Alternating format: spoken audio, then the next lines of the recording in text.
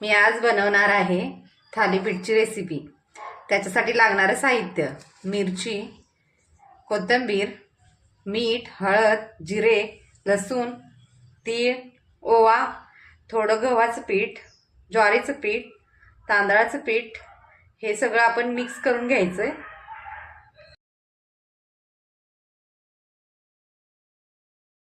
आता मी खरड्यासाठी मिरची भाजून घेत आहे। आता आपली मिरची भाजून झालेली आहे।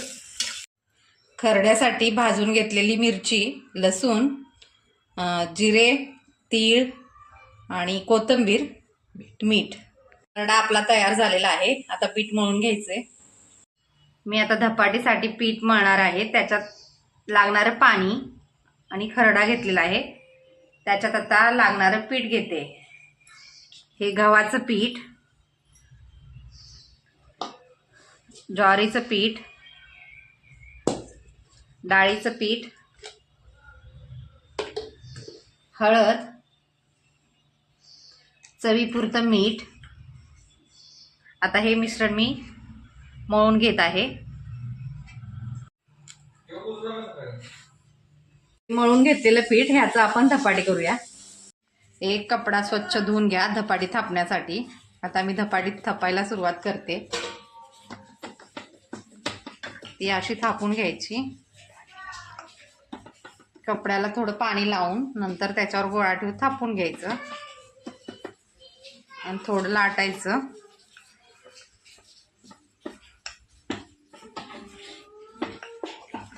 गोल आकार द्यायचा। छान असं लाटून घ्यायचं। पाणी लावायचं। लाटत लाटत थापून घ्यायचं छान।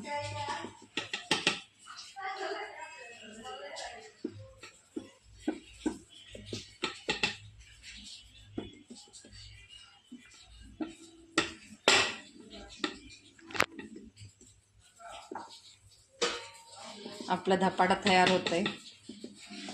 आता हे तव्यावरती टाकून घ्यायचं। तव्याला तेल लावून घ्यायचं। छान असं तेल लावून घ्यायचं आणि आपलं धपाटा त्याच्यावर टाकायचं। त्याच्यावर थोडंसं पाणी लावायचं वरून आणि नंतर हा कपडा काढून घ्यायचा आणि त्याच्यावर थोडे असे होल पाडायचे। साईडून तेल सोडून वाफेसाठी त्याच्यावर झाकण ठेवायचं। 5 मिनिटं झाकण ठेवून नंतर काढून घ्यायचं। आता प्लेट काढून घेतलेली आहे। धपाटा आपलं तयार झालेलं आहे। छान खमंग असं भाजून घ्यायचं।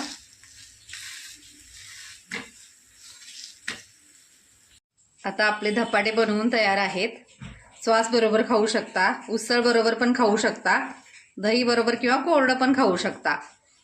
आता आपली रेसिपी बनवून तयार आहे। तरी चॅनेलला तुम्ही सबस्क्राईब करा, व्हिडिओला लाईक करा, कमेंट करा।